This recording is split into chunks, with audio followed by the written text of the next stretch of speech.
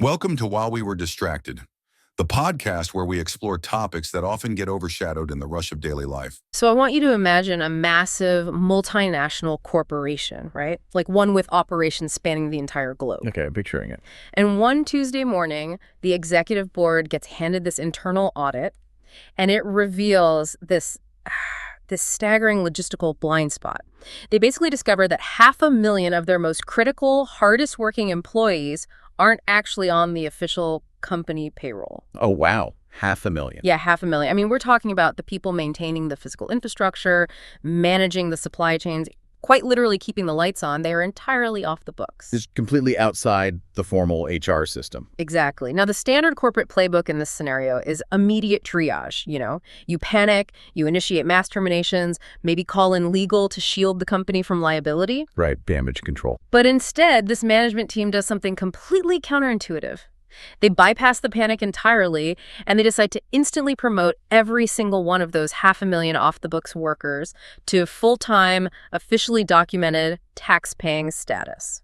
Which is just a massive structural gamble. And, that corporate analogy maps perfectly onto the sovereign level, which is exactly what we are seeing unfold in southwestern Europe right now. Welcome to today's deep dive into the sources. We are unpacking a massive, unprecedented policy shift out of Spain today. The government has just authorized this sweeping maneuver to grant legal status to roughly 500,000 undocumented migrants. It's a historic move, really. It is. So today we are pulling from international reporting to break down the actual mechanics of this amnesty. We'll look at the intense domestic political friction it's causing and the hard economic data driving the decision. Because the numbers are really what's forcing their hand here. Right. So the mission for you today is to understand why Spain is executing a maneuver that is basically the exact opposite of practically every other Western nation, and to explore what this demographic gamble means for the future of global economies. Yeah, it's going to be fascinating. Okay, let's unpack this. If you look at the headlines across the European Union and the United States, the prevailing geopolitical trend right now is heavily tightened borders. Oh, absolutely. Spain is swimming against a very strong current here. I mean, this is a massive economic experiment that could impact how every single aging country on Earth functions over the next century. What's fascinating here is the sheer scale of it, right? I mean, a regularization of this size is something we really haven't seen in Spain for over 20 years. 2 decades. Yeah. But the origin of this policy is equally fascinating because, this wasn't some top-down decree engineered by government bureaucrats in a closed room trying to solve a spreadsheet error. Right. The sources are clear on that. Exactly. The sources highlight that this actually originated as a massive grassroots citizen initiative. I mean, it required 700,000 physical signatures just to force the debate in Parliament. 700,000 signatures. Yeah, physical signatures that mobilized hundreds of civil society groups, Yeah. NGOs, and notably, it had the full institutional backing of the Catholic Church. Gathering that many signatures just to legalize an undocumented population, I mean, that demonstrates a level of organized public will that seems almost alien in the current global political climate. It really does. It's a complete outlier. So before we zoom out to the macroeconomic shockwaves of all this, I think we need to establish exactly who is being folded into the formal economy here. Good point. Because the public imagination around undocumented migration in Europe tends to be, highly skewed by very specific dramatic imagery. Right. The evening broadcasts almost universally default to footage of migrants scrambling over barbed wire fences, like in Spain's North African exclaves. Yeah, or the overcrowded dinghies washing up on the shores of the Canary Islands. Exactly. That visual just dominates the narrative. But the demographic reality of this specific 500,000 person cohort is fundamentally different. Right. The reporting shows that the vast majority of the people benefiting from this amnesty actually arrived in Spain through conventional legal channels. They flew in. Yeah, they came through commercial airports holding valid tourist or temporary visas, and they simply stayed after those visas expired. And then they integrated into the informal labor market. Exactly.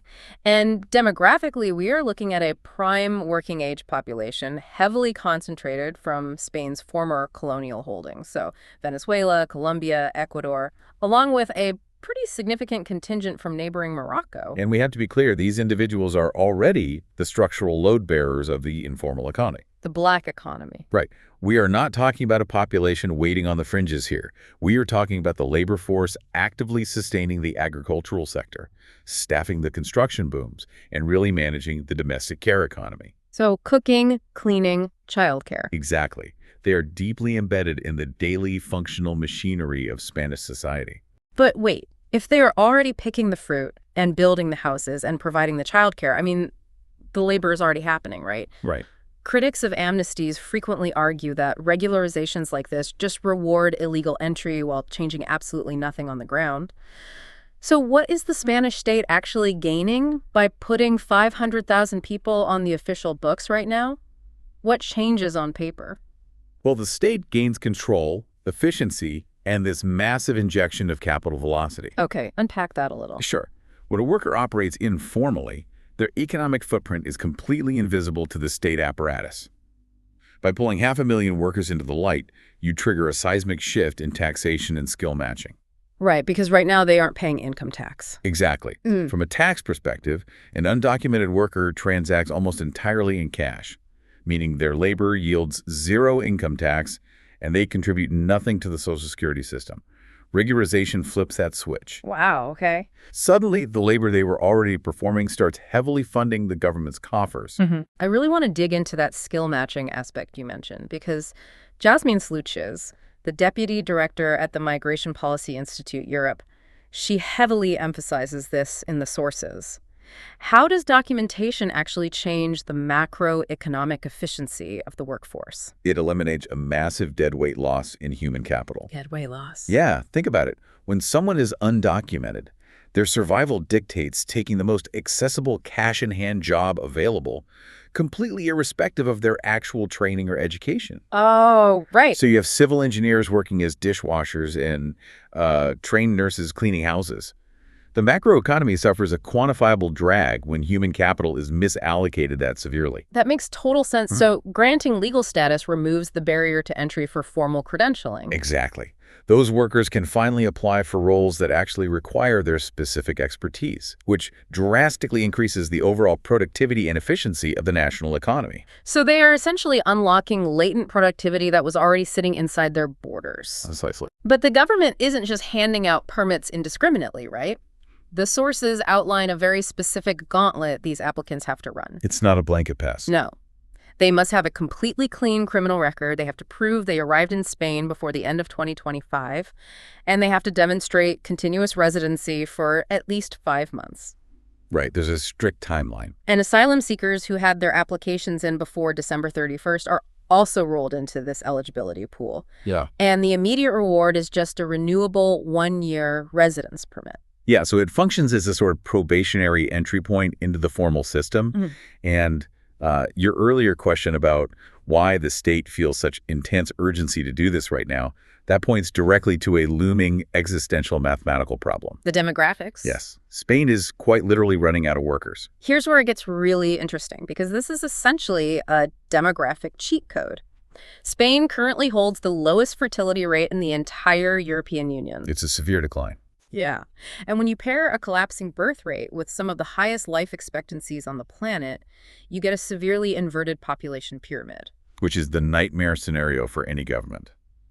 The whole mechanics of the European welfare state rely entirely on a broad base of young, active workers generating enough tax revenue to support a smaller tier of retirees. And Spain's native-born demographic trajectory makes that model mathematically impossible to sustain. Exactly. Jasmine Sluches points out that the Spanish government is facing massive systemic labor shortages across nearly every single sector. They just don't have the bodies. Right. They realize they are already de facto relying on irregular migrants just to keep the lights on. Moving them into the formal economy is viewed not as an act of charity, but as a fundamental desperate necessity to prevent the collapse of their pension and welfare systems. And the economic data validating this strategy in the sources is just staggering. It really is. In the final quarter of 2025, Spain achieved its lowest unemployment rate in 18 years. But the composition of that job growth is the real story here. Out of the 76,200 people who drove those employment numbers up in that quarter, 52,500 were born overseas. Wow. Let that sink in. Yeah. That is nearly 70% of the job growth directly attributed to foreign-born labor. 70%. Yeah. It conclusively proves that Spain's current economic expansion is inextricably linked to migration. Prime Minister Pedro Sanchez actually framed the policy as a stark, unavoidable binary. What did he say? He explicitly stated that bringing these workers into the formal economy is the only way to strengthen the social security system. He argued that Spain basically must choose between being an open and prosperous country or a closed-off and poor country. I mean, think about your own city for a second. Whether you live in Tokyo, Toronto, or Toledo, your country is likely facing an aging workforce. Everyone is feeling this. Yeah, you see the cracks. Longer wait times for services, shortages in healthcare staffing, a shrinking tax base. Demographic decline is the defining global economic challenge of our era. And Spain isn't just theorizing about it. No, they are actively plugging the demographic hole with a massive, immediate influx of ready-to-work adults. If we connect this to the bigger picture, it forces us to look at the massive divergence between Spain and the rest of the Western world. Because if the economic math is this clear, if integrating migrants leads to measurable prosperity and saves the welfare state, why is Spain virtually alone in executing this strategy? Right, because the global context makes Spain's move look incredibly isolated. Conclude. The United States and the broader European Union are currently taking a decidedly hardened, punitive approach to irregular immigration. Late last year, EU member states threw their weight behind significantly harsher migration measures. Including those offshore facilities. Exactly. We are talking about policies that allow rejected asylum seekers to be deported to offshore return hubs, some of which are located in third-party countries where the migrants have absolutely zero prior connection. Yeah, France is a prime example of this tightening grip right now. Their domestic figures show a sharp rise in physical deportations, running parallel to a systemic reduction in the legal pathways available for undocumented migrants to secure work permits. So the prevailing political consensus across the continent is focused heavily on restriction and expulsion. Yes, which makes the domestic political friction inside Spain so explosive. And just a quick reminder for you listening, as we look at the sources here, our goal isn't to validate the arguments of either the left or the right. Right, we're just analyzing the mechanics. Exactly. We are just objectively reporting the source material to figure out how these arguments shape policy.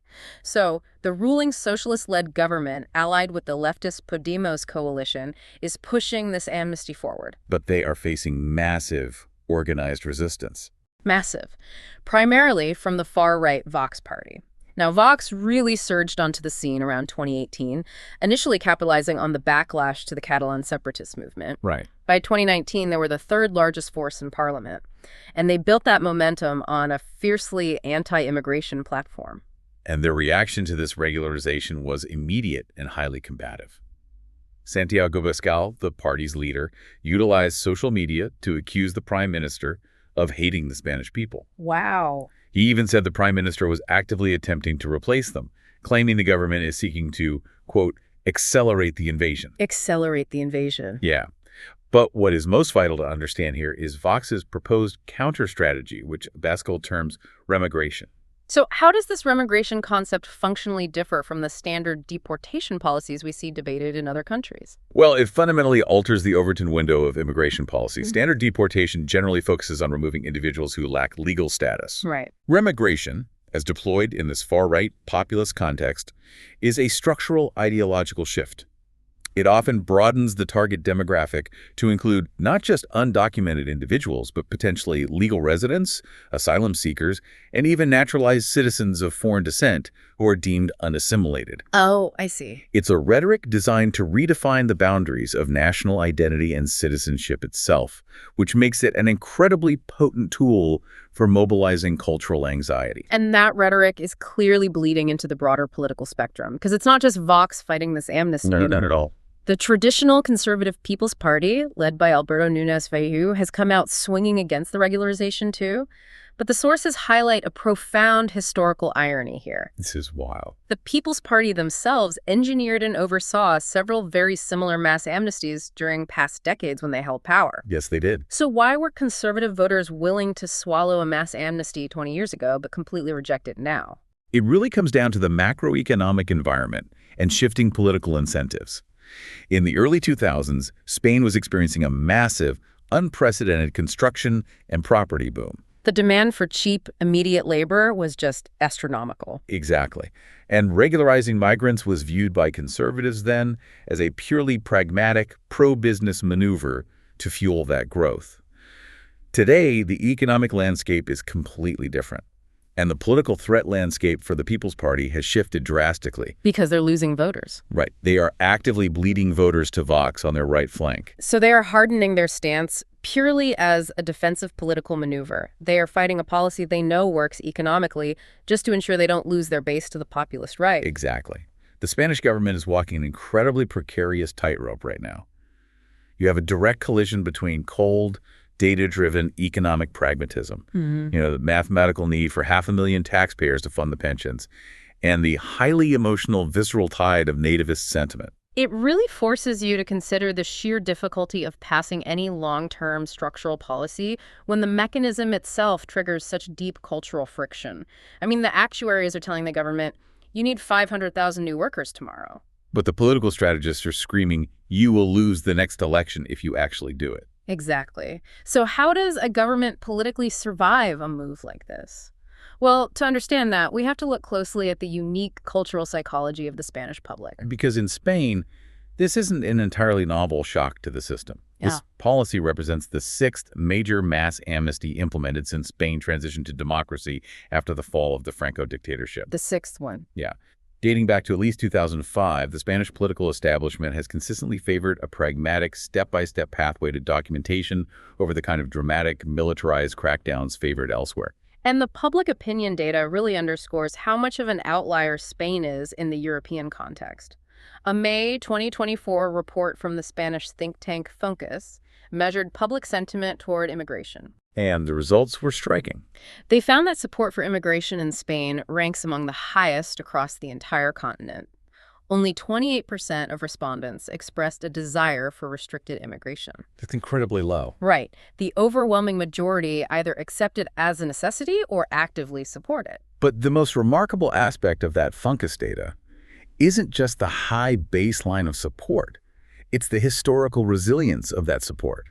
The think tank documented that this pro-immigration sentiment remained largely intact even through the most devastating years following the 2008 global financial crash. Which defies every standard model of political science. Completely. Usually the moment a country hits a massive recession and unemployment spikes, xenophobia skyrockets, the "they are taking our jobs" narrative becomes the dominant political force. Almost always. During the post-2008 crisis, Spain's unemployment rate breached a terrifying 25%.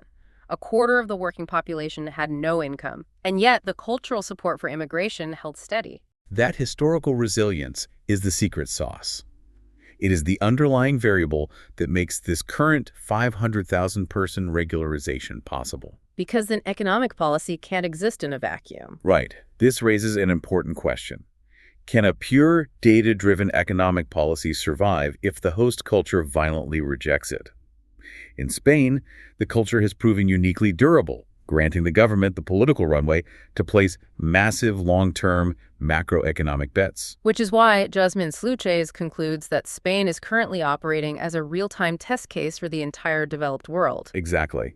As populations age out of the workforce and global competition for prime-age talent becomes fierce, every finance minister and central banker will be scrutinizing Spain's evidence-based approach.